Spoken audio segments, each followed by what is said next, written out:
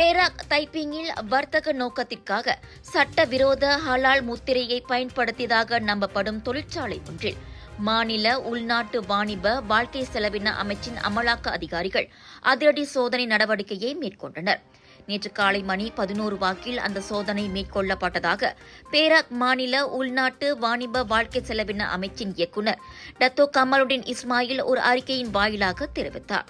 அந்த சோதனையின் வாயிலாக சம்பந்தப்பட்ட தொழிற்சாலை தனது உற்பத்தி பொருட்களில் பயன்படுத்தி வந்த ஹலால் முத்திரை 2014 ஆண்டு மே 17 தேதியோடு காலாவதியானது தெரிய வந்தது. அதோடு அந்த தொழிற்சாலையில் தயாரிக்கப்படும் 6 முறுக்கு வகைகளில் காணப்பட்ட ஹலால் முத்திரை அடிப்படையில் அவை வட மாநிலங்களுக்கு விநியோகிக்கப்படவிருந்ததும் தெரிய வந்துள்ளது. அதனால் 2011 ஆண்டு வர்த்தக ஆணையின் கீழ் அந்த தொழிற்சாலையிலிருந்து சட்டவிரோத ஹலால் முத்திரையை பயன்படுத்திய 1580 முறுக்கு பொட்டலங்கள் பறிமுதல் செய்யப்பட்டன. அவற்றின் மொத்த மதிப்பு 8128 ரிங்கிட் 40 சென்ட் ஆகும்.